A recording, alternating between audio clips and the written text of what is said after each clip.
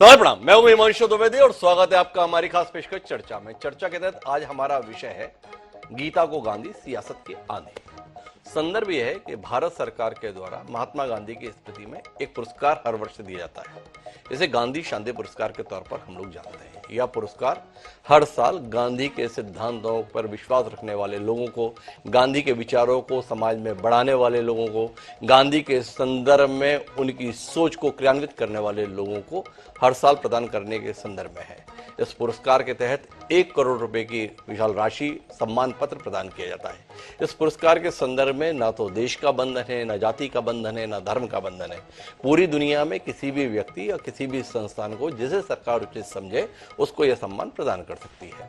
इसी क्रम के अंतर्गत वर्ष 2021 के संदर्भ में यह फैसला लिया गया, कल ही लिया गया। और इस फैसले को लेने वाली जो समिति दी थी उसके प्रमुख देश के सम्मानीय प्रधानमंत्री नरेंद्र मोदी थे। नरेंद्र मोदी जी की अध्यक्षता में सर्वसम्मति से वर्ष 2021 के लिए इस पुरस्कार के लिए जिसका चयन किया गया उसका नाम है गीता प्रेस गोरखपुर। गीता प्रेस कौन सी? वो गीता प्रेस जो पिछले 100 साल से सतत रूप से इस देश की सनातन संस्कृति के प्रचार प्रसार के काम में सतत रूप से जुड़ी हुई है। 1923 में गीता प्रेस की स्थापना 3 लोगों के द्वारा की गई थी। उन 3 लोगों के द्वारा गीता प्रेस के माध्यम से अब तक तकरीबन 92 करोड़ पुस्तकों का प्रकाशन किया जा चुका है। इन 92 करोड़ पुस्तकों में से केवल 16 करोड़ तो भगवत गीता है, वो भगवत गीता जिसे कृष्ण के संदेश के तौर पर हम जानते हैं। इसके अलावा अगर गोस्वामी तुलसीदास की रामचरितमानस घर तक पहुंची है तो उसमें भी सबसे बड़ा योगदान गीता प्रेस का रहा है, क्योंकि आंकड़े बताते हैं कि गीता प्रेस के द्वारा जो 92 करोड़ पुस्तकें प्रकाशित की गई उनमें से 12 करोड़ जो पुस्तकें हैं वो तुलसीदास जी के द्वारा लिखित है, जिसमें बड़ी संख्या रामचरितमानस की है। इसके अलावा पुराणों के संदर्भ में बात करें तो उसकी संख्या भी 3 करोड़ से कहीं अधिक है। इसके अलावा तमाम प्रेरक पुस्तकें हैं जिनका प्रकाशन गीता प्रेस के द्वारा निरंतर रूप से किया जाता रहा है। गीता प्रेस के द्वारा 15 भाषाओं में किताबों का प्रकाशन किया जाता है। आज भी गीता प्रेस के द्वारा प्रतिदिन 70,000 किताबें प्रकाशित की जाती हैं, जबकि मांग लगभग 1 लाख पुस्तकों की रहती है।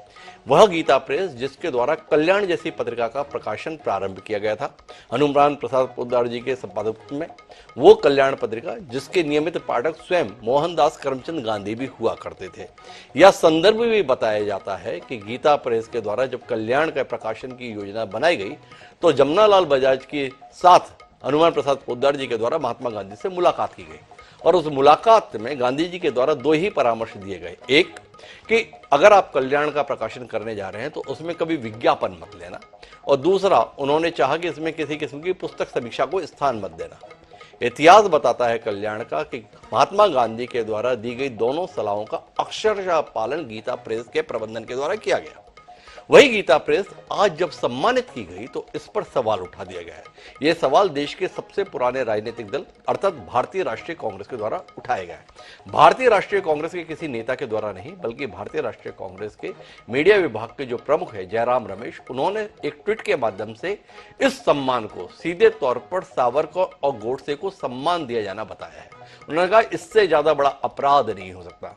उन्होंने एक मशहूर पत्रकार हैं अक्षय मुकुल, उनके द्वारा 2015 में एक किताब लिखी गई थी गीता प्रेस के संदर्भ में, उसका हवाला देते हुए कहा गया है कि यह तो बड़ा ही गुनाह कर दिया गया है।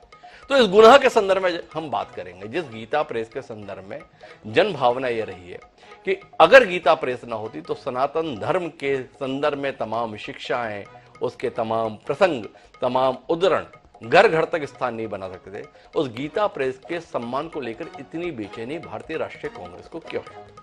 भारतीय राष्ट्रीय कांग्रेस को जो लोग कटघरे में खड़ा करते हैं उनका ये कहना रहता है कि इसको सनातन धर्म से या हिंदू धर्म से दरअसल बैर है। इसे कोई भी वो कदम भाता नहीं है जिससे सनातन धर्म मजबूत होता हो, जिससे हिंदू धर्म मजबूत होता हो, और जयराम रमेश की टिप्पणी भी उसी दिशा में एक कदम है। तो आज हम इसी पर बात करेंगे, समझने की कोशिश करेंगे कि गीता प्रेस का देश के संदर्भ में योगदान क्या है। समझने की कोशिश ये भी करेंगे कि देश का सबसे पुराना राजनीतिक दल इस सम्मान के प्रति इतनी उग्र प्रतिक्रिया क्यों दे रहा है। हमारे साथ इस बौद्धिक चर्चा का हिस्सा बनने के लिए 5 खास मेहमान जुड़ेंगे, उनसे आपका परिचय कराएं और इस गंभीर विषय पर कुछ तथ्यपरक बातचीत करने की ईमानदार कोशिश हम करेंगे। उससे पहले लेकिन समय आज के विचार सूत्र का। हमारा आज का विचार सूत्र यह कहता है कि हर काम को 3 अवस्थाओं से गुजरना होता है: उपहास, विरोध और स्वीकृति। स्वामी विवेकानंद के द्वारा ये कमाल की बात कही गई थी, लेकिन यह उस कालखंड में होता होगा। इस कालखंड में थोड़ी परिस्थितियां बदल गई है। उपास भी होता है, स्वीकृति भी होती है और विरोध भी होता है। स्वीकृति और विरोध साथ साथ चलता रहता है। देखिए ना, देश की सरकार के द्वारा सम्मान दिया जा रहा है, मतलब स्वीकृति दी जा रही है, और देश के सबसे पुराने राजनीतिक दल जिसके साथ एक बड़ी संख्या में जनबल है, उसके द्वारा विरोध किया जा रहा है। अर्थात विरोध और स्वीकृति दोनों साथ साथ चल रही है। इस बात को जहन में रखते हुए उसके साथ अपनी चर्चा को आगे बढ़ाते हैं। हमारे साथ इस चर्चा का हिस्सा बनने के लिए ओपी सिंह साहब हैं, जो प्रवक्ता हैं भारतीय जनता पार्टी के। हमारे साथ मृणाल पंत जी जैसे कुशल विचारक हैं, जो भारतीय राष्ट्रीय कांग्रेस का प्रतिनिधित्व इस नाजुक विषय पर करने के लिए मौजूद हैं। हमारे साथ खास तौर पर इस चर्चा का हिस्सा बनने के लिए लालमणि तिवारी जी है, जिस गीता प्रेस को यह सम्मान दिया गया है उसके प्रबंधन की भूमिका में वह लंबे समय से हैं। और साथ ही हमारे साथ संजय तिवारी जी हैं, वरिष्ठ पत्रकार हैं, गीता प्रेस के काम से निजी तौर पर वाकिफ है, तो वह भी हमारे साथ है। आप सभी का स्वागत है और चर्चा की शुरुआत मृणाल पंत जी से करते हैं, क्योंकि आपत्ति आई है तो आपत्ति क्यों आई है समझना जरूरी है। और मृणाल जी, जरा आपके माध्यम से देश जाने तो सही कि कांग्रेस उस गीता प्रेस के लिए इतनी नाराज क्यों है, जिस गीता प्रेस के द्वारा नो प्रॉफिट नो लॉस के सिद्धांत के तहत उत्तम क्वालिटी की पुस्तकें प्रकाशित करके जन जन तक पहुंचाई गई, जिसके माध्यम से भगवत गीता और रामायण घर घर तक पहुंची। उस प्रकाशन को सम्मान दिया जाना आपको इतना क्यों अखर गया? उस संस्था के प्रति इतना ऐतराज क्यों, जिसने अपने ट्रस्टियों की बैठक करके यह फैसला लिया कि सम्मान तो ले लेंगे पर उसके साथ मिल रहे धन को नहीं लेंगे? इस सोच वाली संस्था के खिलाफ भी कांग्रेस खड़ी हो गई, क्यों? हिमांशु की संस्था के खिलाफ कांग्रेस पार्टी नहीं खड़ी हुई। कांग्रेस पार्टी ने किसी एक संस्था को एक पुरस्कार दिए जाने पे एक छोटी सी त्वरित टिप्पणी भर दी। देखिए, राजनीतिक दलों के प्रतिक्रिया देने की अलग अलग स्टेज होती है जी। राजनीतिक दल जब विरोध करते हैं तो कहीं एक छोटा ट्वीट होता है जी। अगर दल किसी मुद्दे को गंभीरता से लेता है, उस पर गंभीर विरोध दर्ज कराना चाहता है तो प्रेस कॉन्फ्रेंस करता है जी। और ज्यादा विरोध होता है, राजनीतिक दलों में ऐसा लगता है कि जनता से जुड़ा हुआ मामला है तो मामले को जनता के बीच लेकर आता है, धरना प्रदर्शन करता है, जन आंदोलन क्रिएट करता है। लेकिन सामान्य तौर पर ऐसा होता है कि जब सरकारें कोई निर्णय लेती हैं तो कहीं कहीं उस पर त्वरित टिप्पणी के रूप में प्रतिक्रिया, प्राथमिक प्रतिक्रिया व्यक्त की जाती है और उस प्राथमिक प्रतिक्रिया के आगे भी पार्टियां अपना नैरेटिव बिल्डअप करती हैं। इस विषय पे कांग्रेस पार्टी का निर्णायक नैरेटिव क्या होगा, वो अभी प्रक्रियागत संप्रेषण के तहत माना जाना चाहिए। ये त्वरित टिप्पणी एक जरूर आई है और वो त्वरित टिप्पणी कुछ आधारों पर उचित है। मैं आपको ये बात बताने की कोशिश करता हूं कि कैसे वो त्वरित टिप्पणी किन आधारों पर उचित है, लेकिन उससे पहले गीता प्रेस और कल्याण से संबंधित मेरा निजी अनुभव कहना चाहता हूं, क्योंकि उसके बिना ये बहस अधूरी रह जाएगी। जी। मेरे बचपन का एक बड़ा हिस्सा मेरी नानी के घर बीता और वो कल्याण की एक नियमित पाठक हुआ करती थी। उस दौर में कल्याण, कई सारे कल्याण के अंक मैंने भी पढ़े। गीता प्रेस हिंदुस्तान में एकमात्र ऐसी संस्था है जो धार्मिक पुस्तकों को इस तरह से छापती है। सबसे बड़ी संख्या में रामचरितमानस ने छापे हैं, घर घर तक पहुंचे हैं। अब प्रकाशक ने चूंकि ये पुस्तकें छापी हैं और वो एकमात्र सबसे रेप्यूटेड प्रकाशकों में से एक है, इसलिए उनके माध्यमों से ये किताबें अलग अलग जगह पहुंची हैं। इस बात से कोई इंकार नहीं कर सकता। रामचरितमानस हम सबके लिए एक बेहद पूजनीय ग्रंथ है। उसके प्रकाशन में जैसे प्रकाशक की भूमिका है, इस नाते हम गीता प्रेस को साधुवाद देना चाहते हैं। कल्याण में भी कई सारे धार्मिक मामलों में बहुत अच्छी सहिष्णुता की, हिंदू धर्म की जो सनातन धर्म की मूल भावना है, उनको भी गीता प्रेस ने लोगों तक जन जन तक पहुंचाया है। ये भी बड़े साधुवाद की बात। विरोध जिस बिंदु पर है वो ये कि उस दौर में, चूंकि ये पुरस्कार गांधी जी के नाम पर था, अगर ये पुरस्कार ऐसा होता जो किसी धर्म विशेष की बात को आगे बढ़ाने के लिए होता, जो मानवीय मूल्यों को आगे बढ़ाने के लिए होता, तो शायद इतना विवाद नहीं होता। लेकिन उस दौर में जिस समय गांधी जी जिंदा थे, उस समय गीता प्रेस के कुछ प्रकाशन ऐसे थे जो गांधी जी के सिद्धांतों के विपरीत थे। और चूंकि ये पुरस्कार ही गांधी जी के नाम पर है और जो गीता प्रेस के प्रकाशन थे गांधी जी के सिद्धांतों के विपरीत थे, इसलिए एक ही विरोधाभास पैदा हुआ है और जयराम रमेश जी ने इस विरोधाभास को जनता के सामने रखने का उस ट्वीट के माध्यम से प्रयास किया है। अब ये विरोधाभास क्या है? विरोधाभास ये है कि उस समय गीता प्रेस के कुछ प्रकाशन नारियों को अधिकार दिए जाने के विरुद्ध, जाति प्रथा का समर्थन किया करते थे।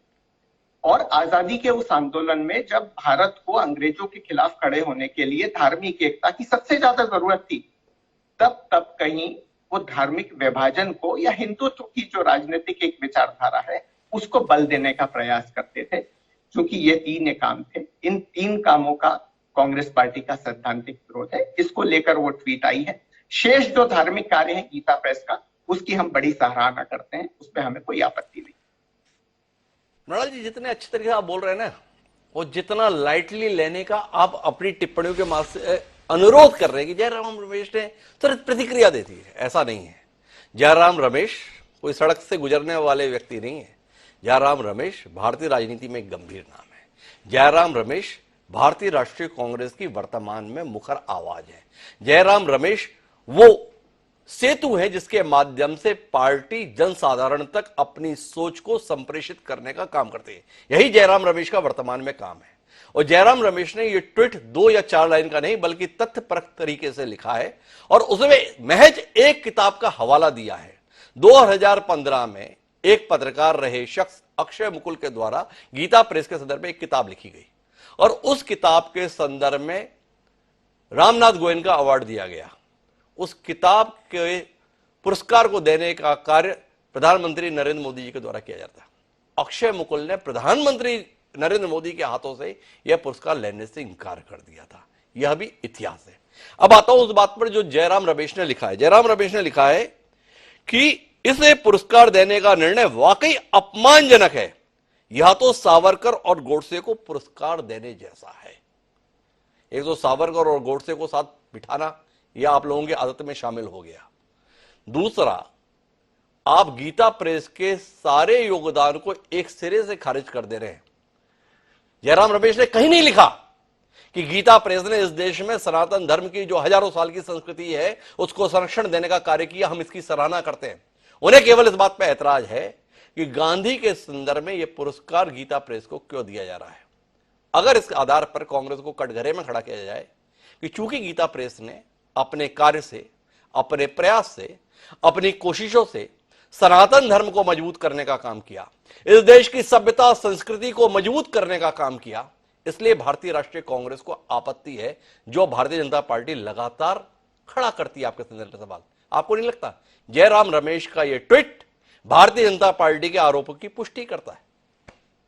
बिल्कुल नहीं लगता, क्योंकि गांधी शांति पुरस्कार सनातन धर्म की प्रक्रिया को आगे बढ़ाने के लिए नहीं दिया जाता है। गांधी शांति प्रतिष्ठा पुरस्कार दिए जाने के अलग कारण हैं, उसकी अलग योजनाएं हैं, उसका एक अलग बैकग्राउंड है। मृणाल जी, माफी के साथ बीच में हस्तक्षेप करता हूं। क्या गांधी और सनातन धर्म को आप एक दूसरे से जुदा करना चाहते हैं? वो महात्मा गांधी जो हिंदू धर्म के संदर्भ में गर्व करते हैं, वो सनातन धर्म जो वसुधैव कुटुंबकम की बात करता है, जो गांधी दर्शन का भी आधार भूमि है, क्या आपको दोनों में विरोधाभास लगता है? क्या आपको लगता है कि एक इस्लामिक संस्था को सम्मान दिया जाना गांधी पुरस्कार के संदर्भ में उसको गरिमा को बढ़ाने वाला है? जिन शेख मुजीबुर रहमान की मृत्यु हुए तकरीबन 35 साल 40 साल से ज्यादा समय हो गया, पिछले साल उनको सम्मान दिया गया, उसमें कांग्रेस को ऐतराज नहीं हुआ। उसमें कांग्रेस ने सवाल नहीं उठाया कि 40 साल बाद किस लिए दे रहे हो, क्या काम है वर्तमान में। पर गीता प्रेस जो लगातार इस देश की सभ्यता संस्कृति के संदर्भ में काम कर रही है, उसको सम्मान दिया जाना आपको इतना ऐतराज का बायस लग रहा है? क्या सनातन धर्म और गांधी एक दूसरे के विरोधी है? मंशू जी, आपने बहुत अच्छी बात की। गांधी और सनातन धर्म तो एक दूसरे के पूरक हैं, लेकिन गांधी और राजनीतिक हिंदुत्व जरूर एक दूसरे के विरोधी नहीं, घोर विरोधी हैं जी। और जयराम रमेश की जो आपत्ति है वो गांधी और सनातन धर्म के साम्य को लेकर नहीं है, इसी विरोध को लेकर है जो मैंने आपके सामने प्रस्तुत किया है। मैंने मृणाल जी आपसे जानना चाहा, आप इस आरोप की पुष्टि करते हैं कि गीता प्रेस राजनीतिक हिंदुत्व को पोषित करने वाली संस्था है, या गीता प्रेस इस देश की हजारों साल की सनातन संस्कृति को सहेजने, संरक्षित करने का कार्य करने वाली संस्था है? आप ही फर्क बता दें। राजनीतिक हिंदुत्व की राजनीति अलग है, सनातन धर्म की राजनीति अलग है। राजनीतिक हिंदुत्व की जिन बातों की गीता प्रेस 1950 मृणाल पंत गीता प्रेस के संदर्भ में कहीं ना कहीं उलझन में है, लेकिन मैं ओपी सिंह जी के पास चलता हूं और ओपी सिंह जी से जानना चाहता हूं क्या हुआ आपको गांधी के लिए पुरस्कार देने के लिए इतने लोग थे, आपको गीता प्रेस ही मिला क्यों ओपी सिंह जी? और कांग्रेस को ऐतराज है, कांग्रेस का कहना है गीता प्रेस को सम्मान देना यानी गोडसे का महिमा मंडन करना, सावरकर का महिमा मंडन करना। क्या कहते हैं आप?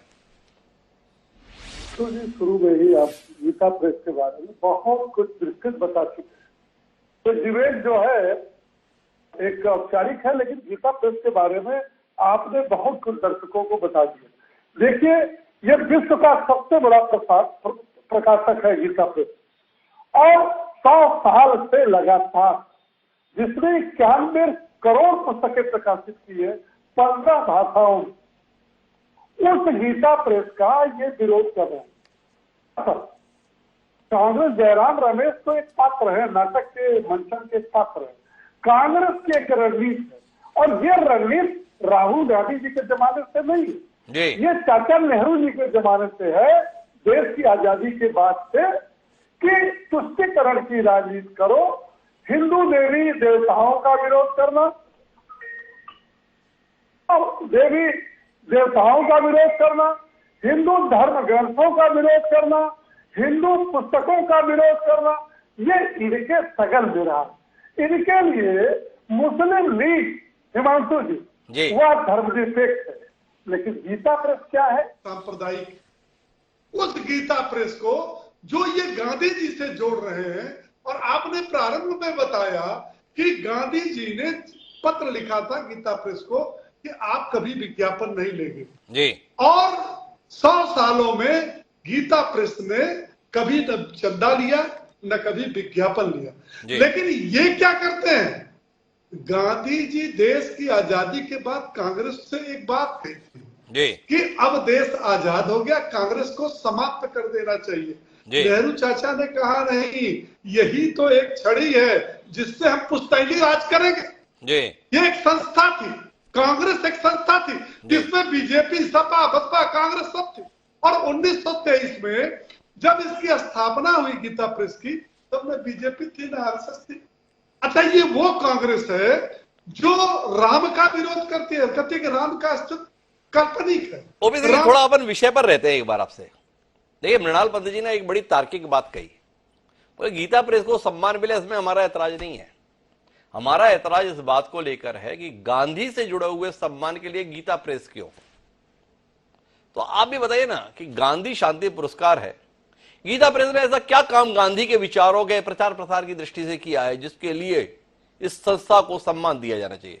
थोड़ा इस पर रोशनी दीजिए ना। बहस औपचारिक नहीं है, बहस बहुत तार्किक है। लोगों को पता तो चलना चाहिए कि आखिर ये सम्मान किस लिए। नहीं, हम कहते हैं कि इसके पहले रामकृष्ण मिशन को दिया गया, विवेकानंद केंद्र को दिया गया, और कई विदेशी राष्ट्राध्यक्षों को दिया गया जी। तब तो इन्होंने ऐतराज नहीं किया जी। गीता प्रेस मतलब सनातन धर्म, मतलब हिंदू धर्म, मतलब जिसने पूरे भारतवर्ष में घर घर सनातन धर्म, हिंदू धर्म और गीता के माध्यम से, ऐसा नहीं है। अब मैं जो कह रहा था नेहरू जी के जमाने से, 2014 में जब पहली बार मोदी जी प्रधानमंत्री हुए और विदेश यात्रा पर गए, और मुझे उस देश का नाम नहीं है लेकिन ये बात सत्य है कि वहां के राष्ट्राध्यक्ष को मोदी जी ने गीता भेंट किया था। उस पर भी कांग्रेस ने बवाल खड़ा किया था। उसने कहा, अरे ये मेरा राष्ट्र धर्म निरपेक्ष है, ये तो सांप्रदायिक बातें हो गई कि गीता। और दूसरा सुनिए, मैंने क्यों कहा, बड़ी ऊंची बात है कि नेहरू जी के जमाने से जब सोमनाथ मंदिर का जीर्णोद्धार हुआ, नवीनीकरण हुआ, और उसका लोकार्पण करने के लिए जब देश के प्रथम राष्ट्रपति राजेंद्र प्रसाद जी जा रहे थे, तो इन्होंने बार बार मना किया। ये बात सर्वविदित है। आप इससे मेरा मतलब समझ रहे हैं कि नहीं? हिंदू देवी देवताओं, हिंदू ग्रंथों, हिंदू से संबंधित सनातन धर्म से कुछ भी हो, इनको पीड़ा होगी, इनको पीड़ा होती है। ओबी सिंह जी का कहना है कि कोई अचरज की बात नहीं है, कांग्रेस का काम ही है हिंदू धर्म से संबंधित कोई भी काम हो उस पर ऐतराज करना। लेकिन हमारी बातचीत के केंद्र में अभी हिंदू धर्म ही नहीं है, गीता प्रेस है। लालमणि तिवारी जी हमारे साथ इस चर्चा को गरिमा देने के लिए खासतौर पर मौजूद है। लालमणि तिवारी जी उस कार्य में लगे हुए जिसके लिए सम्मानित किया, अर्थात गीता प्रेस के प्रबंधक है। तो लालमणि जी, सबसे पहले तो आपकी प्रतिक्रिया जाननी है। जब शताब्दी वर्ष आप अपना मना रहे हैं, पिछले साल आपने शताब्दी वर्ष मनाना शुरू किया था, तत्कालीन राष्ट्रपति रामनाथ कोविंद आपके आयोजन में आए थे, अब ये सम्मान, आपकी पहली प्रतिक्रिया? देखिए, जो सम्मान मिला है जी, गांधी शांति पुरस्कार का, इसके लिए हम भारत सरकार को, भारत सरकार के संस्कृति मंत्रालय को और माननीय प्रधानमंत्री जी को धन्यवाद देते हैं और आभार ज्ञापित करते हैं।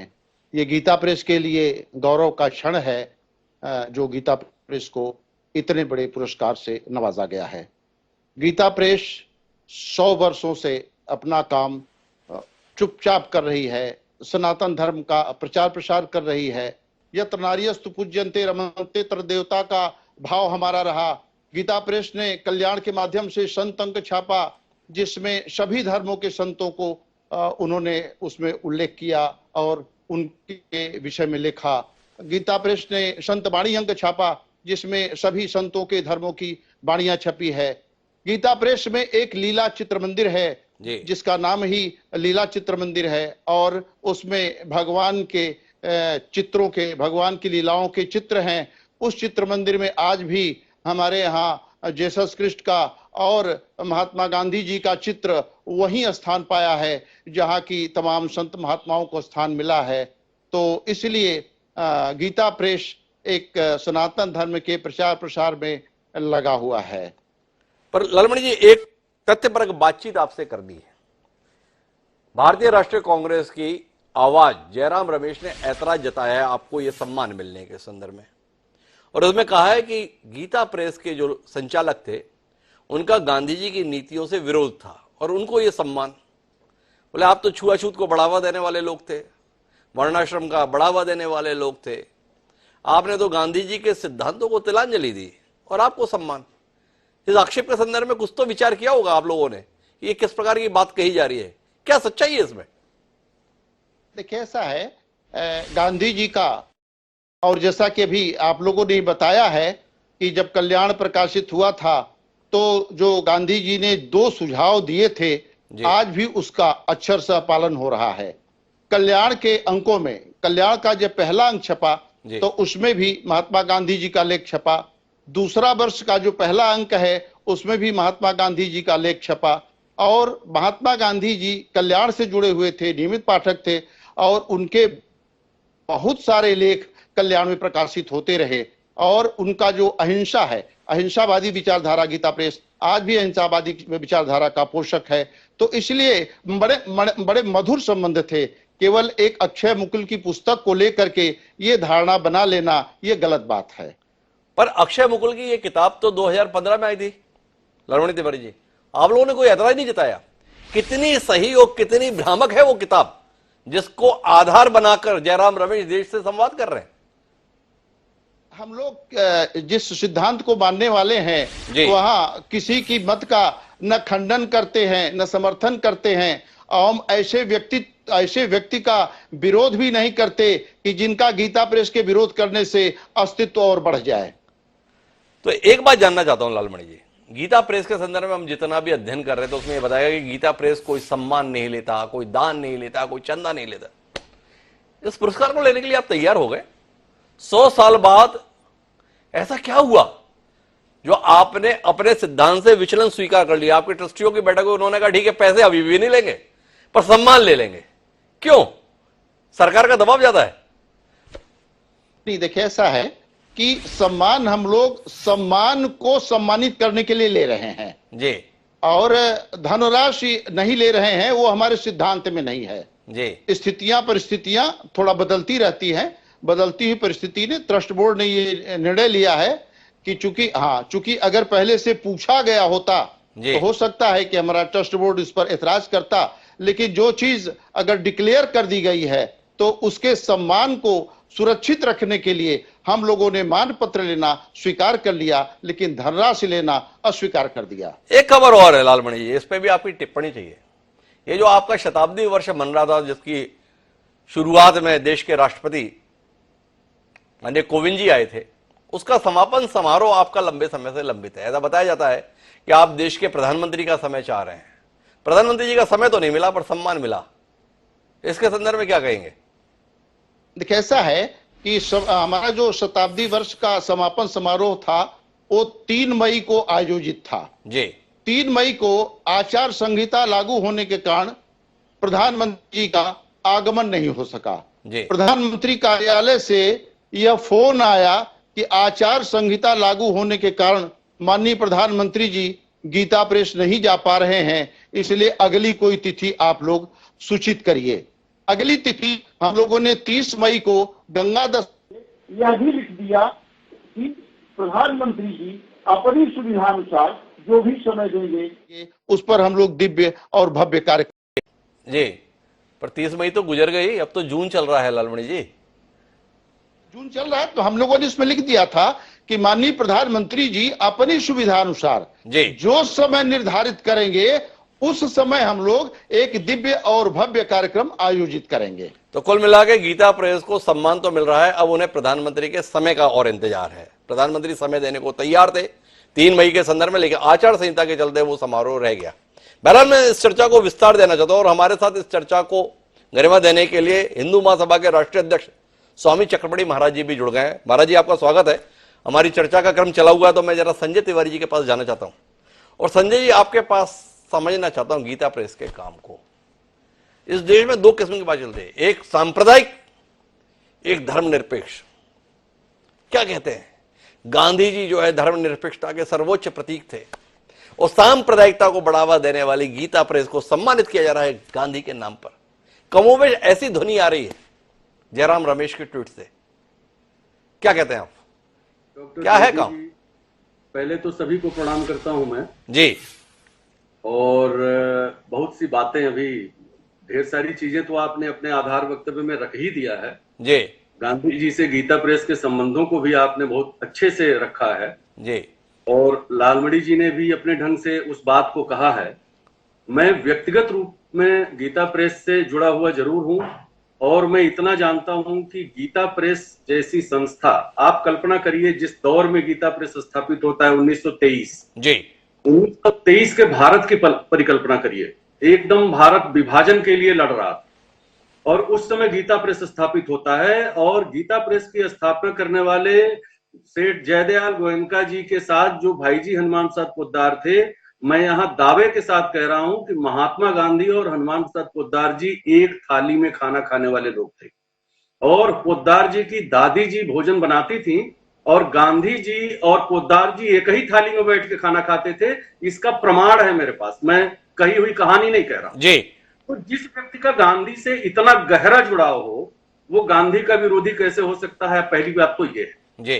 दूसरी बात कि कल्याण के पहले अंक के प्रूफ रीडर महात्मा गांधी जी। मैं इस हैसियत को बताना चाहता हूं कि गीता प्रेस कितना ऊंचा उसी समय था कि महात्मा गांधी जैसा देश का बड़ा नेता कल्याण के पहले अंक का प्रूफ रीडर बनना स्वीकार करता है जी। साथ में ये सुझाव देता है कि इस पत्रिका में हम लोग भविष्य में कभी भी कोई विज्ञापन या पुस्तक समीक्षा नहीं छापेंगे। तीसरी बात, गीता प्रेस के इस पूरे उपक्रम को देखते हुए भारत सरकार ने बहुत पहले भारत रत्न की उपाधि भाई जी हनुमान प्रसाद पोद्दार को देने की योजना बनाई और उसके लिए माननीय राष्ट्रपति राजेंद्र प्रसाद जी स्वयं गोरखपुर गए थे, वो मुलाकात किए थे भाई जी से और भाई जी ने बहुत सहजता से अस्वीकार कर दिया था कि भारत रत्न बनने की मेरी न कोई इच्छा है न मैं ऐसी कोई कामना करता हूं।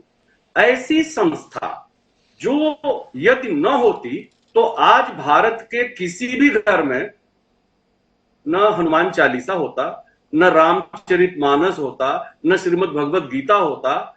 स्वाधीन भारत जिसको कहा जाता है, स्वाधीनता के बाद कांग्रेस के पाठ्यक्रमों और कांग्रेस की योजनाओं से क्या आज सनातन का कोई तत्व बचा रहता? किसी के पास होता? किसी के घर में होता? माननीय जयराम रमेश जी ने किस आंधी में और किस सुविधा से और किस मानसिकता से ये ट्वीट किया मुझे नहीं पता।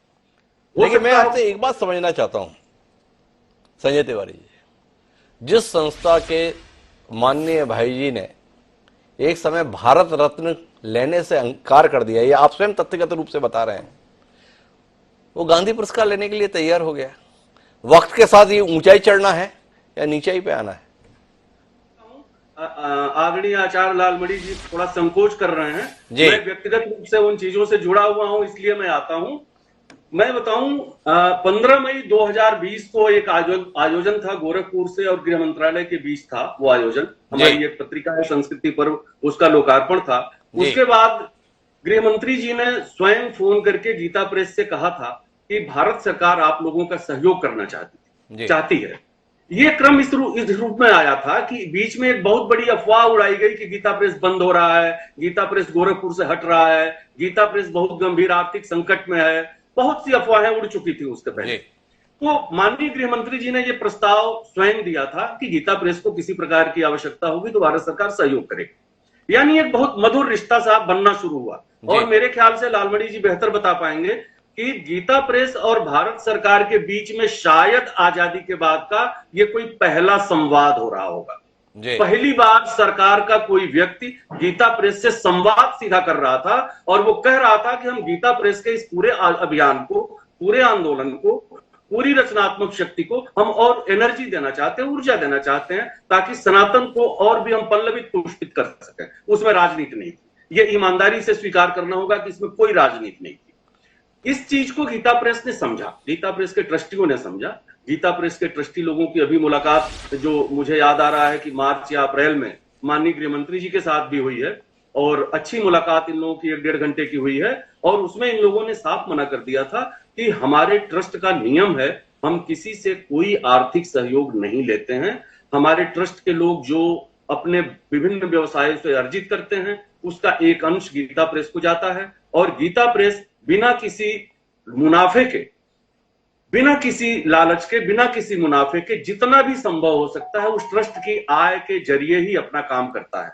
और एक बात और मैं सूचना दे दूं कि कोरोना में जब पूरे विश्व का व्यवसाय बंद था, जी डॉक्टर साहब ये ध्यान देने वाली बात है, कोरोना में पूरे विश्व का व्यवसाय बंद था तो गीता प्रेस को सप्लाई देने वाली विश्व की कोई पेपर मिल ऐसी नहीं थी जो 4.5 लाख टन कागज दे सके। हमें गर्व होना चाहिए। गीता प्रेस किसी के घर की संस्था नहीं है, ये भारतवर्ष की संस्था है और ये संस्था भारतीयता के लिए काम करती है। इसमें कोई सांप्रदायिकता कहीं नहीं है, इसमें कहीं भी कोई सांप्रदायिक तत्व आज तक मुझे नहीं दिखा है गीता प्रेस के किसी भी प्रकाशन में। गीता प्रेस के कल्याण के लगभग सारे अंक हमने पढ़े हैं। ऐसे अंक हमने पढ़े हैं जो आप लोगों के सामने भी नहीं आया होगा। ऐसे अंक हमने पढ़े हैं जिस पर तत्कालीन ब्रिटिश गवर्नमेंट ने बिल्कुल बैन लगा दिया था, उन अंकों को कटवा के बिल्कुल जलवा दिया गया था। उन अंकों की लिपियां भी हम लोगों ने निकाली हैं और उनको भी पढ़ा है। देखिए, गीता प्रेस और गांधी का संबंध बहुत ही गहरा है, बहुत ही गहरा है। कांग्रेस के नए लोग उन चीजों को नहीं जान सकते, उन भावनाओं में शायद नहीं उतर पा रहे हैं। गांधी जी के लिए गीता प्रेस एक सपना था। गांधी जी जिस भारत की परिकल्पना करते थे, गीता प्रेस उसी दिशा में भारत। बड़ी सुंदर व्याख्या संजय तिवारी जी आपने दी है। मृणाल पंत जी के पास आऊंगा और उनसे समझने की कोशिश करूंगा कहां चले थे और कहां पहुंच रहे हैं मृणाल जी आप। लेकिन उससे पहले मेरे साथ में स्वामी चक्रपाणी महाराज जी हैं। महाराज जी, गीता प्रेस को सम्मान है, कांग्रेस को लगा गांधी का अपमान है, ये गोडसे और सावरकर को दिया हुआ सम्मान है, उन गोडसे और सावरकर का जो आपके अनुसार महान है। क्या कहते हैं आप कांग्रेस के ऐतराज पर, गीता प्रेस को मिले हुए सम्मान पर? देखिए, गीता प्रेस के प्रति समस्त हिंदू सनातन धर्मियों की बहुत आस्था जी, क्योंकि गीता प्रेस गोरखपुर ने जो कार्य किया है एक लंबे वर्ष अंतराल से, मैं इस अवसर पे हनुमान प्रसाद पोद्दार जी का, जिन्होंने इसके नींव रखा, मैं उनको नमन करूंगा जी, कि उन्होंने एक बहुत ही स्वल्प माने छोटे से एक मूल्य के आधार पे मूल्य रख के, जिसमें नो प्रॉफिट नो लॉस करके घर घर तक सुलभ तरीके से हमारे धर्म ग्रंथों को पहुंचाने का कार्य किया। एक सनातन की जागृति पैदा की। वो सनातन धर्म जो वसुधैव कुटुंबकम की बात करता है, विश्व को परिवार मानता है। आप जरा बताइए कि इसमें कांग्रेस ने खोज लिया सांप्रदायिक जी, इसकी तुलना कर दिया गोडसे और वीर सावरकर जी से। अरे भाई, कम से कम जो सनातन धर्म के कार्य कर रहा है और सनातन धर्म के प्रचार प्रसार के माध्यम से पूरे विश्व में राम राज्य की और सर्वे भवन्ति सुखिनः सर्वे सन्तु निरामयाः सर्वे भद्राणि पश्यन्तु मा कश्चित् भाग् भवेत् के प्रचार कर रहा है जी। आजादी के बाद से आपका तो ध्यान उधर गया नहीं, और वर्तमान में जब कोई सरकार एक सम्मान दे रही है और वो सम्मान उनको नहीं चाहिए जी, वो मोहताज नहीं है, कितनी भी आर्थिक आई परेशानी, लेकिन उन्होंने किसी के सामने हाथ नहीं फैलाया। गीता प्रेस ने, हमें बड़ा गर्व है कि वो सनातनी हमारी संस्थान ऐसे है।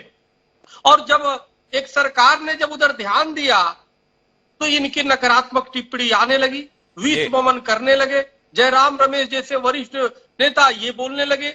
आप जरा बताओ कितने नकारात्मक सोच के लोग हैं। इससे तो शायद वो ये जो जहरीले सांप है ना, इनके भी कम विष होगा जितना इन कांग्रेसियों के पास सनातन धर्मियों के लिए ये विष भरा हुआ है। इन्होंने अपमान जो है ना गीता प्रेस का नहीं किया है, इन्होंने अपमान समस्त सनातनियों का किया है, भारतीयों का किया है, हिंदुस्तानियों का किया है, और विश्व में जितने राम भक्त हैं, सनातन धर्मी हैं, हिंदू हैं, सबका अपमान किया है कांग्रेसियों ने। तो चक्रवर्ती महाराज जी तो बहुत नाराज है। मृणाल पद जी, घबरा तो नहीं गए आप? जिसे आप एक छोटी सी त्वरित प्रक्रिया कह रहे हैं, वो प्रतिक्रिया की इतनी तीव्र प्रतिक्रिया है, हर स्तर पर लोग महसूस कर रहे हैं कि कांग्रेस को हुआ क्या है। जिस योगदान के लिए सराहना होनी चाहिए, जिस अवदान के लिए सम्मान होना चाहिए, जिस मेहनत के लिए सराहना होनी चाहिए, आप उस पर भी सवाल खड़े कर रहे हैं, उसको देश के खिलाफ महसूस कर रहे हैं, गांधी के खिलाफ महसूस कर रहे हैं। हमें संजय जी बता रहे हैं, जिस गीता प्रेस के संदर्भ में जयराम रमेश को आपत्ति है, जिस कल्याण को लेकर आपत्ति है, उस कल्याण की पहली प्रति की प्रूफ रीडिंग तक का कार्य करने में महात्मा गांधी को हर्ष अनुभव हुआ था। उस संस्था को सम्मान मिलने में आप इतने परेशान हो गए, क्यों? किसी भी तार्किक बात को भावनाओं से या धर्म से जोड़ दिया जाए जी। मैं आपको एक उदाहरण के साथ समझाता हूँ जी। अशोक चक्र पुरस्कार मिलता है वीर सैनिकों को जो सेना का जो सीमा पर देश की रक्षा करते हैं जी। मान लीजिए अशोक चक्र गीता प्रेस को दे दिया जाए जी, तो क्या ये सवाल नहीं उठेगा कि ये पुरस्कार सीमा पर सैनिकों को दिया जाने वाला पुरस्कार है? अगर गीता प्रेस को कोई पुरस्कार देना है तो धार्मिक संस्थाएं आके दें, पुरस्कार दें, मैं भी वो पुरस्कार देने में सहयोगी हो जाऊंगा। अगर जनता से राशि इकट्ठी करनी होगी तो मैं भी उसमें सहभागिता दूंगा। धार्मिक संस्थाएं आगे आए, दूसरी संस्थाएं आगे आए। गांधी शांति पुरस्कार का मैंडेट कुछ अलग है। गांधी शांति पुरस्कार का मैंडेट धार्मिक प्रचार प्रसार करने वाली संस्थाओं को पुरस्कार देना नहीं है। ये बड़ी अच्छी बात हो सकती है कि धार्मिक प्रचार प्रसार करने वाली संस्थाओं को भी पुरस्कृत किया जाए, लेकिन उसके लिए दूसरी संस्थाओं का काम है, धार्मिक संस्थाओं का काम है, दूसरे सामाजिक संगठनों का काम है, वो आए और वो करें। अब जहां तक इस पुरस्कार की बात है, गीता प्रेस के कुछ पब्लिकेशन ऐसे थे जो कहते थे कि हिंदुस्तानी नारी सती सावित्री पढ़ी रहे, जो कहते थे कि बालिकाएं स्कूली और कॉलेज की शिक्षा लेना ग्रहण करें, जो ये कहते थे कि शिक्षा लेने मात्र से कन्याएं नष्ट भ्रष्ट हो जाएंगी। जिस समय भारत का संविधान बनाने की बात थी। मैं बहुत विनम्रता के साथ बीच में हस्तक्षेप करूंगा। क्या आप एक भी उदाहरण दे सकते हैं ऐसा तथ्यपूर्ण जिसमें स्त्री शिक्षा को लेकर गीता प्रेस ने अपने विचार विरोध में व्यक्त किए हो? इसके संदर्भ में थोड़ा जानकारी दीजिए ना। और जानना चाहेंगे हम कि ऐसे विचार रखने वाली संस्था के साथ गांधी अपने आप को जोड़े रखते थे, ऐसी संस्था के संवर्धन के संदर्भ में अपने सुझाव दिया करते थे। एक तो इसके विषय में जानना है। दूसरा आपसे जानना यह कि गांधी के विचार क्या थे। भाई गांधी का विचार तो यही था ना, प्राणियों में सद्भावना हो, यही तो सनातन धर्म का संदेश है। मनुष्य का मनुष्य से प्रेम हो, जीवात्मा परमात्मा से मिलन की दिशा में काम करे। भाई गांधी की जो सोच थी और गीता प्रेस की पुस्तकों के माध्यम से जिस वातावरण का निर्माण है, दोनों में अंतर कहां है? क्या गीता प्रेस की किसी पुस्तक में आपने ये लिखा हुआ पाया है कि गीता प्रेस की किताबों में आह्वान किया गया है कि जो हिंदू धर्म को ना मानता हो उसका गला काट दो, जो हिंदू धर्म में भरोसा ना रखता हो उसे इस धरती पर जीने का अधिकार नहीं है? क्या गीता प्रेस की पुस्तक ने सामाजिक वैमनस्य से बढ़ाने का कोई काम किया है? अगर है तो वो तथ्य के साथ प्रस्तुत कीजिए ना।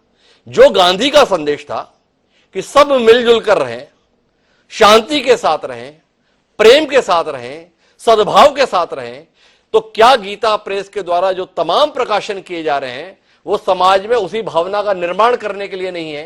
क्या भगवत गीता, जिसके संदर्भ में गांधी ने खुद लिखा कि जब भी मेरे जीवन में अंधेरा आता है मैं उजाला लेने के लिए भगवत गीता की शरण में जाता हूं, उस भगवत गीता की 16 करोड़ पुस्तकें 100 साल के अंदर प्रकाशित करके गीता प्रेस ने घर घर पहुंचा दी, अपराध कर दिया। अगर इसके लिए सम्मान किया जा रहा है तो उसमें कांग्रेस को ऐतराज होगा, और कांग्रेस को अगर ऐतराज होगा तो आपको लगता है जनता का साथ होगा? मैंने फिर वही बात कही, बिल्कुल इस बात पे किसी को ऐतराज नहीं है, लेकिन भगवत गीता के प्रकाशन पर गांधी पुरस्कार देने का आप मुझे अगर आधार समझा पाएंगे तो मुझे ज्यादा अच्छा लगेगा। हर पुरस्कार एक विशिष्ट आयोजन के लिए दिया जाता है, जैसे मैंने अपने उदाहरण के साथ समझाया। अब आपने मुझसे उदाहरण पूछा, एक नारी अंक का प्रकाशन किया करता था गीता प्रेस। नारी अंक का एक अंक है जिसके 2 पात्र थे, नाम भी देख लीजिए, एक का नाम है सरला और एक का नाम है सावित्री। और सरला और सावित्री के संवाद के माध्यम से ये बताया जा रहा है कि स्त्री को अपनी लाज बचाने की पूरी जिम्मेदारी स्त्री की है, पुरुष की कोई जिम्मेदारी नहीं है। उसी संवाद में बताया जा रहा है कि जो आधुनिक शिक्षा है वो हिंदू महिलाओं के चरित्र को भ्रष्ट करने का आधार बनी हुई है। तो इस तरह के 3-4 चीजें हैं जो गांधी जी के विचारों से मेल नहीं खाती, क्योंकि उस समय गांधी जी खुद अपने आश्रम में नारी उत्थान की बात कर रहे थे। उसी समय गांधी जी जाति प्रथा को तोड़ने की बात कर रहे थे। मैं बिल्कुल नहीं कह रहा हूं कि गीता प्रेस ने बाकी बहुत अच्छे काम नहीं किए, बहुत अच्छे काम किए, उनकी सराहना होनी चाहिए, लेकिन इस पुरस्कार से उन चीजों का कोई संबंध नहीं है। और कृपया इस आलोचना को धर्म से जोड़कर बिल्कुल ना देखें। आजकल ये प्रवृत्ति बन गई है कि किसी भी तार्किक बात पर अगर किसी ने कोई आलोचना की है तो तत्काल धर्म से जोड़ दिया। आपने कुछ सवाल पूछे किए कि ऐसा ऐसा काम नहीं किया, काम किया जयराम रमेश ने। जयराम रमेश ने किताब का उल्लेख किया। वो किताब में लिखते हैं कि 1948 में गोयनका और पोद्दार की गिरफ्तारी के बाद उद्योगपति घनश्याम दास बिरला ने इन दोनों की सहायता करने से मना कर दिया। जब सर बद्रीदास गोयनका ने इन दोनों का केस अपने हाथ में लिया तो बिरला ने इसका भी विरोध किया। बिरला का कहना था कि ये दोनों लोग सनातन धर्म को नहीं बल्कि शैतान धर्म को बढ़ावा दे रहे हैं। ये किसने लिखा? ये अक्षय मुकुल ने लिखा। और उस किताब के इस लिखी हुई बाती को एंडोर्स कौन कर रहा है? जयराम रमेश कर रहे हैं। कौन जयराम रमेश कर रहे हैं? वो जयराम रमेश कर रहे हैं जो कांग्रेस पार्टी की आवाज है। मृणाल पंत जी, आप इतनी बड़ी बड़ी बातें तो कर ले रहे हैं, पर उस किताब के साथ खड़ी हुई है कांग्रेस पार्टी जयराम रमेश के रूप में, जो बता रही है कि गीता प्रेस ने सनातन धर्म के लिए काम नहीं किया, शैतान धर्म के लिए काम किया है। ऐसा अक्षय मुकुल लिख रहे हैं। विचार कीजिएगा अपनी दलील के संदर्भ में। लेकिन चक्रवर्ती महाराज को हस्तक्षेप करने जा रहे हैं। एक बार चक्रवर्ती महाराज जी की दलील सुनते हैं और फिर मैं संजय जी के पास आता हूं। जी हिमांशु जी, मैं ये कह रहा था, जो मैंने अभी माननीय कांग्रेस मृणाल पंत जी के जो मैं सुन रहा था जी, देखो एक शेर है कि पूरे देश में फैल रहा है एक भयंकर रोग और नैतिकता समझा रहे सभी अनैतिक लोग। सवाल इस बात का है, अभी ये कह रहे हैं कि जी गांधी शांति पुरस्कार नहीं मिलना चाहिए था, साहित्य सम्मान भले मिल जाता, साहित्य सम्मान का परिविकार, कि गांधी शांति पुरस्कार कैसे मिल जाए। जरा इनसे ये पूछिए कि राजीव गांधी जी कौन से अंतर्राष्ट्रीय और भारत की तरफ से खेल खेला था भाई? उनके नाम से कितने अवार्ड आपने रख दिया है? आपकी सरकार है इसलिए आपने कितने उनके नाम से गांधी के नाम से आपने कई ऐसे किया जिससे उनका कोसों दूर तक का संबंध नहीं है। तो क्या सिर्फ आपकी सरकार है इसलिए? सवाल इस बात का है, आपकी कांग्रेस की कोई क्षमता नहीं है कि आप समीक्षा करें परम पवित्र गीता प्रेस का, जिसके जो हिंदू और सनातन अरबों करोड़ों अरबों जो है हिंदुओं के हृदय में वास करता है, जिन्होंने धर्म का संदेश पूरे फैलाया, उसको समीक्षा करने की आपकी क्षमता नहीं है। इन कांग्रेसियों को नहीं है। जो चुनाव आता है, कांग्रेसियों की क्षमता नहीं है। बहुत नाराज है चक्रवर्ती महाराज जी, लेकिन कुछ तथ्य देना चाहते हैं संजय तिवारी जी। एक बार उनका संक्षेप लेते हैं, फिर लालमणि जी के पास वापस चलेंगे। जी संजय जी। जी डॉक्टर साहब, मैं पहले तो शुक्रिया, आपने हमको थोड़ा समय दिया। जी देखिए, दिक्कत यह है, मृणाल भाई बहुत पढ़े लिखे व्यक्ति हैं और बहुत गंभीर व्यक्ति हैं, और मुझे व्यक्तिगत रूप से पता है मृणाल जी कल्याण से बड़े प्रभावित हैं। अब पार्टी की मजबूरी है, पार्टी की लाइन पे बात करनी है, वो अपनी जगह। मैं एक बहुत संदर्भ देना चाहता हूं जो कांग्रेस के लोग भी जाने, देश भी जाने, और चूंकि ये देश की आजादी से केवल 1 साल पहले की बात है इसलिए जाने। कल्याण का अंक छपा था अक्टूबर 1946 जी। उस अंक को भारत सरकार ने बैन कर दिया। वो अंक नोआखाली दंगों का पूरी तौर पर एक तरह से कमेंटेटर था जी। उस अंक में भाई जी ने अपनी तरफ से कोई टिप्पणी नहीं की थी। उसमें महामना का अंतिम वक्तव्य छपा था उनके निधन से पहले का, और उसमें गांधी जी की एक अपील छपी थी सर जी। जिस नारी की बात कर रहे हैं मृणाल जी, गांधी को इन लोगों ने पढ़ा ही नहीं है। गांधी जी ने उसमें बंगाल की नारियों से अपील की थी कि तुम्हारे केशों तक किन्हीं विधर्मियों के हाथ पहुंचे उससे पहले तुम लोग स्वयं को समाप्त कर लो। ये गांधी की अपील थी सर, ये किसी छोटे मोटे व्यक्ति की अपील नहीं थी। और बंगाल के ढेर सारे अखबारों में भी अपील छपी थी, मेरे पास सारे प्रमाण रखे हैं। जिस कल्याण और जिस नारी की बात की जा रही है और नारी अंक की बात की जा रही है, गांधी जी ने बंगाल की नारियों को दंगों में स्वयं को बचाने के लिए, हिंदू नारियों को उन्होंने कहा था कि अपने पास जहर का पुड़िया रखो और कोई भी विधर्मी ये तुम्हारे केश तक तुम्हारे हाथ ले आता है तो तुम स्वयं को पहले समाप्त कर दो। इन बातों पे कभी विचार हुआ क्या देश में? इन बातों पर कभी हम लोगों ने कुछ जानने की कोशिश की? पर संजय तिवारी जी, मेरा एक सवाल है, इस सम्मान के साथ में अक्षय मुकुल की किताब जो पहले कभी सुर्खियों में नहीं थी, अचानक सुर्खियों में आ गई। जयराम रमेश ने एक ये पुनीत काम किया है। क्या आप नहीं मानते हैं कि अक्षय मुकुल के द्वारा उठाए गए सवालों के उत्तर आने चाहिए? ये देश विमर्श का इतिहास रखता है, इस देश ने हमेशा विमर्श के माध्यम से सत्य को खोजा है। क्या आपको नहीं लगता है कि गीता प्रेस के संदर्भ में जब 100 साल पूरे हो रहे हैं तो अगर ये सवाल उठ गए हैं तो गांधी और गीता प्रेस के संबंधों के संदर्भ में भी कोई पुस्तक अब अस्तित्व में आनी चाहिए? क्या कहते हैं आप? आएगी सर, निश्चित तौर पे आएगी। इस पर हम लोगों की एक बातचीत हुई थी कि गांधी और गीता प्रेस के संबंधों को लेकर हम लोग एक पुस्तक प्रकाशित करेंगे, लेकिन ये शोध के साथ देंगे, हम प्रमाण के साथ देंगे, हम यूं ही नहीं दे देंगे। और जो जिनके किताब की बात अभी आप कर रहे हैं, ये बड़ा अच्छा है उनके लिए और ऐसे लोगों के लिए एक माहौल क्रिएट करने का कि ऐसे समय में उनकी किताब भी चर्चित हो जाएगी, बिक भी जाएगी, लोग पढ़ भी लेंगे और एक विचारधारा भी तैयार हो जाएगी। हम वो करने नहीं देंगे, हम ऐसा होने नहीं देंगे। और गांधी और गीता प्रेस के संबंधों को लेकर के माननीय आचार्य लालवाड़ी जी बैठे हुए हैं। हम लोगों का विमर्श एक बार हो चुका है कि भाई जी हनुमान प्रसाद पोद्दार और गांधी जी के संबंधों को लेकर हम लोग लिखेंगे। हम लोगों ने लिखा भी है, बहुत कुछ लिखा है। भाई जी हनुमान प्रसाद पोद्दार पर एक किताब गोरखपुर विश्वविद्यालय ने प्रकाशित किया है और भाई जी हनुमान प्रसाद पोद्दार पर यूजीसी ने एक पीठ स्थापित की है विश्वविद्यालयों में, उसकी योजना भी बन गई है, मतलब सारे विश्वविद्यालयों को सूचनाएं जा चुकी हैं। उस पीठ के लिए भी एक पुस्तक तैयार हुई है जिसमें गांधी और पोद्दार जी के संबंधों को लेकर के बहुत कुछ लिखा गया है। बहुत कुछ लिखा गया। तो संजय जी हमें काफी चीजें बता रहे हैं, लेकिन मैं अब लालमणि जी अंतिम विमर्श की ओर बढ़ रहा हूं। गीता प्रेस का इस देश की सनातन संस्कृति को संरक्षित और संवर्धित करने में बड़ा योगदान है, यह बात जनसाधारण तक स्वीकार की जाती है। अब गांधी पुरस्कार के लिए भारत सरकार ने आपको चुना। इस पुरस्कार के लिए चुना जाना आपके भविष्य में क्या बदलाव ला सकता है? आपके भविष्य की गतिविधियों में किस प्रकार का योगदान दे सकता है? इसके संदर्भ में कोई चर्चा आप लोगों की परस्पर हुई? कोई दृष्टि जो आप इस कार्यक्रम के माध्यम से साझा करना चाहें? देखिए, अभी कोई इस तरह की चर्चा तो नहीं हुई जी, लेकिन कोई भी सम्मान जब मिलता है, किसी संस्था को मिले चाहे किसी व्यक्ति को मिले जी, तो उसके सामने एक नई चुनौती खड़ी हो जाती है कि जो काम हम कर रहे हैं भविष्य में जो हमको पुरस्कार मिला है उसके लिए हम खरा उतरे और उससे और बढ़िया हम और अच्छा काम करें। तो हम लोग तो यही कहेंगे कि भगवान हमें वह शक्ति दें कि हम जिस कर्तव्य पथ पर चल रहे हैं और उसी कर्तव्य पथ पर और आगे बढ़ते रहें। हम मानव मात्र के कल्याण के लिए काम कर रहे हैं और मानव मात्र के कल्याण के लिए काम करते रहें। हम किसी धर्म का खंडन नहीं करते, हम किसी का अपने पुस्तकों में ग्रंथों में किसी की आलोचना नहीं करते। हम केवल और केवल सनातन धर्म का प्रचार और विश्व में प्राणियों में ये सद्भावना कैसे हो इसी के लिए हम आगे बढ़ रहे हैं। इसी के लिए हम आगे भी काम करते रहेंगे, ये लालमणि जी कह रहे हैं। मैं अब आखिरी टिप्पणी के लिए ओपी सिंह जी आपके पास आना चाहता हूं। गीता प्रेस को सम्मान तो मिल गया, पर गीता प्रेस को प्रधानमंत्री जी से समय का इंतजार है।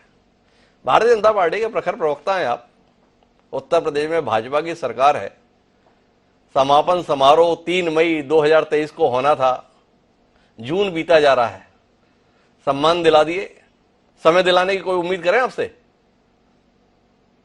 बिल्कुल उम्मीद करिए। इस तरह के जो गौरवपूर्ण कार्यक्रम है उसमें हमारे प्रधानमंत्री, हमारे मुख्यमंत्री जाते रहे, ऐसा नहीं कि नहीं जाते रहे। मैं जरा सा दो बातें ये कहना चाहता हूँ हिमांशु जी। दरअसल जयराम रमेश जी को गीता प्रेस के बारे में पूरी जानकारी है ही नहीं। और सुनिए, एक तरफ यह दिखाया जा रहा है कि जयराम रमेश ने गीता प्रेस को यह पुरस्कार मिलने पर विरोध कर रहा है। दूसरी तरफ उसी पार्टी के वरिष्ठ नेता प्रमोद कृष्णन जी चैनल पर घूम घूम के बयान दे रहे हैं कि यह गीता प्रेस के गौरव की बात है और मैं इसका खुलेआम समर्थन करता हूं।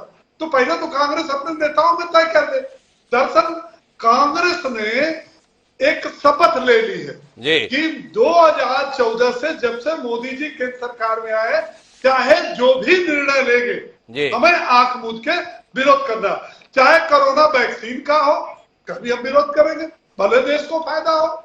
हम बदला लेने के लिए पाकिस्तान पर एयर स्ट्राइक और सर्जिकल स्ट्राइक करेंगे जो इसके पहले नहीं होता रहा। कभी आप सबूत मांग रहे हैं। मेरे कहने का मतलब यह है कि देश हित, राष्ट्र हित, हिंदू धर्म, आपने ये बताइए ना, सुप्रीम कोर्ट में कांग्रेस ने अयोध्या में राम मंदिर न बने और ये काल्पनिक पात्र है, इनके नेताओं ने पूरी एड़ी चोटी का जोर लगा दिया, लेकिन करोड़ों करोड़ों हिंदू भावनाओं को कोई रोक नहीं सकता। और मोदी और योगी जी, मैं खुलेआम कहता हूं कि करोड़ों हिंदुओं के साथ खड़े हैं। गीता प्रेस जाएंगे, बिल्कुल जाएंगे। तो मोदी जी और योगी जी करोड़ों हिंदुओं के साथ खड़े हैं या 140 करोड़ भारतीयों के साथ खड़े हैं? सिंह साहब, इस पर भी टिप्पणी दे दीजिए ना, थोड़ा हमें स्पष्टता हो जाए। आपने बड़ा अजीब सी टिप्पणी कर दी, हम घबरा गए थोड़ा। बिल्कुल आपने बिल्कुल सही सवाल किया हिमांशु जी, लेकिन एक भ्रम दूर कर दूं जी। वह भारत के प्रधानमंत्री हैं, योगी जी उत्तर प्रदेश के मुख्यमंत्री हैं, लेकिन देश की आजादी के जितने सालों तक कांग्रेस की सरकार थी और जिस प्रकार से हिंदुओं का, हिंदू धर्म ग्रंथों का, देवी देवताओं का अपमान हुआ, क्या उस गौरव को लाना? अयोध्या में राम मंदिर नहीं बनने देंगे हम, राम मंदिर बना तो हिंदुओं के साथ नहीं खड़े। काशी में काशी विश्वनाथ कॉरिडोर बन रहा, हम उसके साथ ना खड़े हो। आप ये बताइए कि आखिर उनके साथ कौन खड़ा होगा? नहीं, ऐसा नहीं है ना ओपी सिंह जी, केवल कॉरिडोर थोड़ी बनना है काशी विश्वनाथ में। वहां पर तो जो ज्ञानवापी मस्जिद है उसको ये स्थान पर भी तो मंदिर बनना है ना। आप अपने एजेंडा को गलत मत बताइए। ये मथुरा भी आपका इंतजार कर रहा है, ऐसा मतलब काशी को आप केवल कॉरिडोर में बहला दें, ये बात ठीक नहीं है। अयोध्या में राम मंदिर को भी सुप्रीम कोर्ट का आदेश आ गया, बाकी दो मामले फंसे हुए तो आप कॉरिडोर में हमें बहका दें, ये बात तो ठीक नहीं है ना। लेकिन बहरहाल संजीव तिवारी जी को हस्तक्षेप करना चाह रहे हैं। जी संजीव जी, अब समय समाप्त हो रहा है, पर फिर भी आपकी टिप्पणी। डॉक्टर साहब, चूंकि देश इस चर्चा को देख रहा है जी, तो मैं एक लाइन की बात है, जिस गीता प्रेस को लेकर के माननीय जयराम रमेश जी अभी सवाल उठा रहे हैं, उनके केवल एक प्रकाशन संत अंक को वो पढ़ लें बस।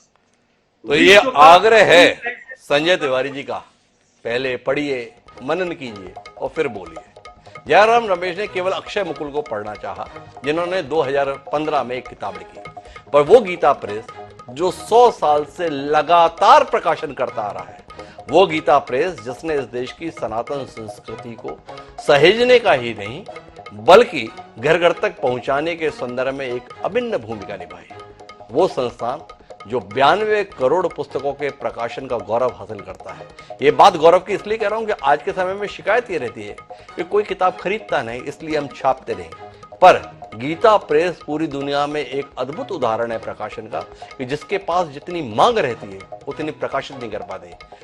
आंकड़े बताते हैं कि 1 लाख पुस्तक प्रतिदिन प्रकाशन के लिए डिमांड है, पर लालमणि तिवारी जी अपनी सारी कोशिशों के बावजूद भी 70,000 से ज्यादा किताबें एक दिन में प्रकाशित नहीं कर पा रहे। एक ऐसी संस्था जिसने बिना मुनाफे की चिंता किए हुए केवल और केवल इस देश की संस्कृति को संवर्धित करने का काम किया है, अगर उसे सम्मान मिल रहा है और उस विचार के संदर्भ में सम्मान मिल रहा है जो महात्मा गांधी का संदेश था कि प्राणी प्राणी से प्रेम करे, उस प्राणियों में सद्भावना के लिए सनातन धर्म के सिद्धांत को जन जन तक पहुंचाने का जिस संस्थान ने काम किया है, उसकी सराहना होनी चाहिए, ना कि आलोचना।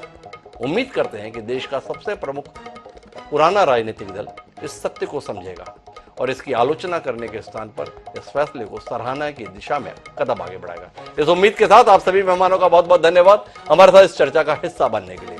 समय है अब आज के शेर का। तो हमारा आज का शेर कहता है कि पसीने की स्याही से जो लिखते हैं इरादों को, कि पसीने की स्याही से जो लिखते हैं इरादों को, उनके मुकद्दर के सफेद पन्ने कभी कोरे नहीं होते।